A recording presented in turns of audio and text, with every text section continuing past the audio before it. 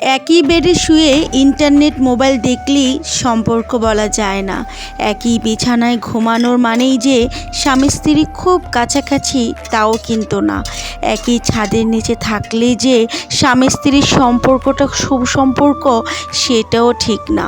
শুধুমাত্র একটা জিনিস স্বামী স্ত্রীকে খুব কাছে টেনে আনবে, সেটা হচ্ছে একে অপরকে সম্মান করা, দুজন দুজনকে বোঝা, যে কোনো সিদ্ধান্ত একসাথে নেওয়া এবং কেউ একজন ভুল করলে তাকে ক্ষমা করে দেওয়া।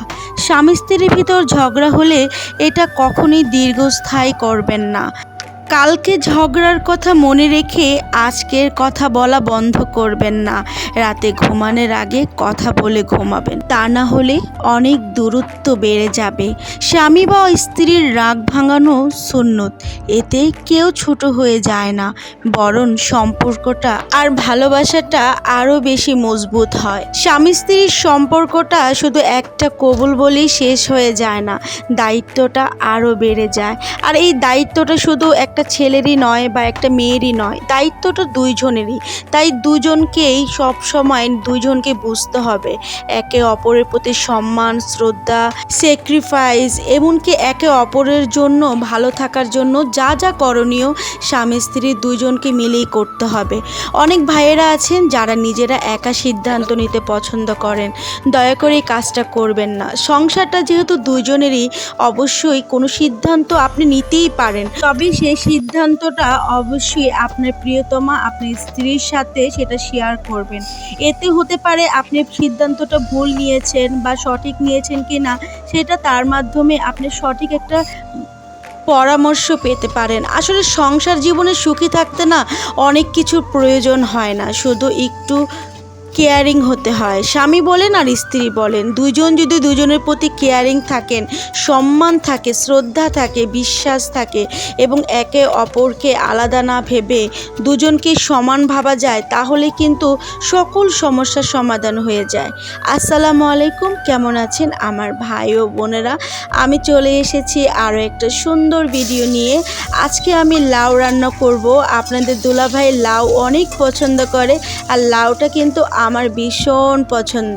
বন্ধুরা, তোমরা আমাকে ভীষণ ভালোবাসা দিচ্ছ, আর এই ভালোবাসা কখনই শোধ হওয়ার মতো না।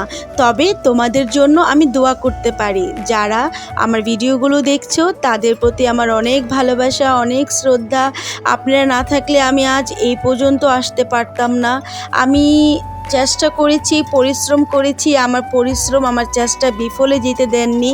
তার উপরে আপনাদের সহযোগিতা তো ছিলই, তো আপনাদের কথা তো এক সাইডে রাখা যাবে না। তো তোমরা যারা আমার মতো নতুন নতুন ভিডিও কন্টেন্ট ক্রিয়েটর এসেছো, তোমাদের সকলের প্রতি আমার অনেক দোয়া। তোমরা অনেক দূর এগিয়ে যাও, দেখো কখনই হাল ছাড়বে না। একটা কথা মনে রাখবে, সামনে এগিয়ে যেতে হলে না একটু পরিশ্রম তো করতেই হবে, তাই না? আর পরিশ্রম করতে না পারলে তো আসলে কোনো কিছুই সম্ভব না। দেখো, সফলতা তোমাকে তখনই ধরা দেবে যখন তুমি অক্লান্ত পরিশ্রম করে যাবে। আর তোমার এই পরিশ্রমটা ফেসবুক বলো আর ইউটিউব বলো, দুইজনেই কিন্তু তোমার পরিশ্রমের সফলতা তোমাকে একদিন না একদিন ঠিকই দেবে। আর হ্যাঁ, একটু কোয়ালিটিপূর্ণ ভিডিও বানানোর চেষ্টা করবে। আমি যেহেতু প্রতিদিন যা রান্না করি বাসায় তাই তোমাদের সাথে শেয়ার করি, কোনো রেসিপির ভিডিও শেয়ার করি না।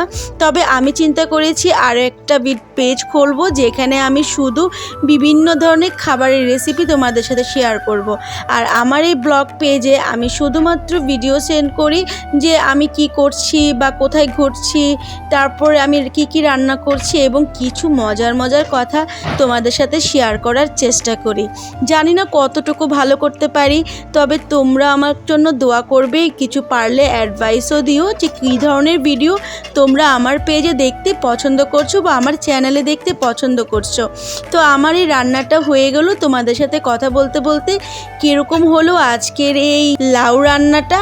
আর হ্যাঁ, যাওয়ার আগে একটা কথা না বললেই নয়, স্বামীকে ভালোবাসো, স্বামীকে সম্মান করো, স্বামীর প্রতি অনেক অনেক শ্রদ্ধা রাখো। আসলে কি, তোমার দেখবে জগতে যত সম্পর্কই থাকুক, স্বামীর ঊর্ধ্বে আসলেই কাউকে পাওয়া যায় না। স্বামীর অবস্থান, স্বামীর আস্থা সব সবার উপরে। না না, বলছি না যে মা বাবার উপরে, মা বাবা তো সবার উপরে। তারপরে সাংসারিক জীবন বলতেই স্বামী, স্বামী ছাড়া আর পৃথিবীতে দ্বিতীয় কোনো শব্দ আছে বলে সুন্দর আমার জানা নেই। আচ্ছা, তোমরা ভালো থেকো, সুস্থ থেকো, আমার জন্য বেশি বেশি করে দোয়া করো, আর এইভাবেই আমার চ্যানেল বা আমার পেজের সাথেই থেকো। আজকে আসি, আরেকদিন দেখা হবে। আল্লাহ হাফেজ।